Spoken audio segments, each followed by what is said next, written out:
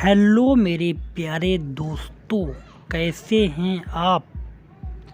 दोस्तों, भोला की शादी को 5 साल हो चुके थे।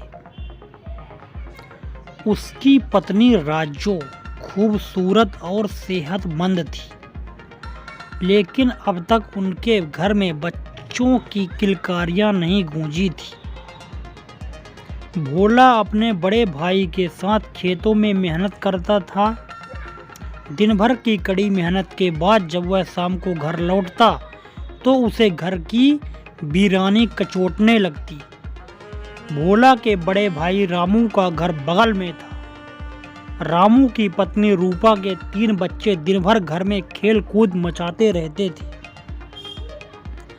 राजो अक्सर अपने अकेलेपन को दूर करने के लिए रूपा के बच्चों को अपने घर बुला लेती और उनके साथ खुद भी बच्चा बनकर खेलने लगती। बच्चों के साथ खेलते हुए वह अपनी खाली गोद का दर्द कुछ देर के लिए भूल जाती। लेकिन एक दिन जब राजो बच्चों के साथ खेल रही थी, रूपा ने ना जाने क्यों बच्चों को तुरंत वापस बुला लिया। उसने बच्चों को डांटते हुए कहा, तुम बार बार वहां मत जाया करो, वहां भूत प्रेत रहते हैं। उन्होंने उसकी कोख उजाड़ दी है, वह बांझ है, तुम अपने घर में ही खेला करो। रूपा की बातें सुनकर राजो के दिल पर गहरा आघात हुआ। उसने हर संभव उपाय कर लिए थे। मंदिरों में माथा टेका, बीकमपुर वाली काली माई के मंदिर में सरसों के तेल के दिए जलाए, पीर फकीरों से मंत्र फुकवाए, लेकिन उसकी गोद फिर भी सूनी रही। राजो का जी चाहा कि वह खूब रोए, आखिर उसमें क्या कमी है। उसने किसी का क्या बिगाड़ा है? क्या सच में उसके घर में भूत प्रेत है जैसा रूपा कह रही थी? लेकिन उसके साथ तो कभी कुछ अनहोनी नहीं हुई, तो फिर वह यकीन कैसे करे। राजो की आंखों में आंसू थे, लेकिन वह अपनी उम्मीद को मरने नहीं देना चाहती थी। उसने ठान लिया कि वह इस दर्द के आगे हार नहीं मानेगी। क्या राजो और भोला की जिंदगी में उम्मीद की कोई किरण आएगी? जानने के लिए जुड़े इस कहानी से। रूपा की बातों से राजो के भीतर एक झकझोर दिया था। उसे बार बार यह ख्याल आता कि आखिर उसमें क्या कमी है।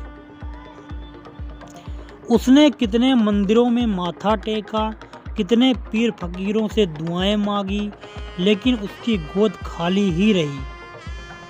राजो की यह बेचैनी अब भोला से भी छिपी नहीं थी। वह उसे हर दिन उदास देखता और भीतर ही भीतर उसका दर्द समझता था। एक रात भोला ने राजो से बात करने की कोशिश की।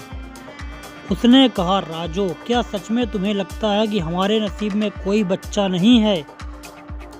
मैं मानता हूँ कि हमारे पास अपनी औलाद नहीं है, लेकिन इसका मतलब यह नहीं कि हमारी जिंदगी रुक गई। हम दोनों एक दूसरे के लिए काफ़ी हैं।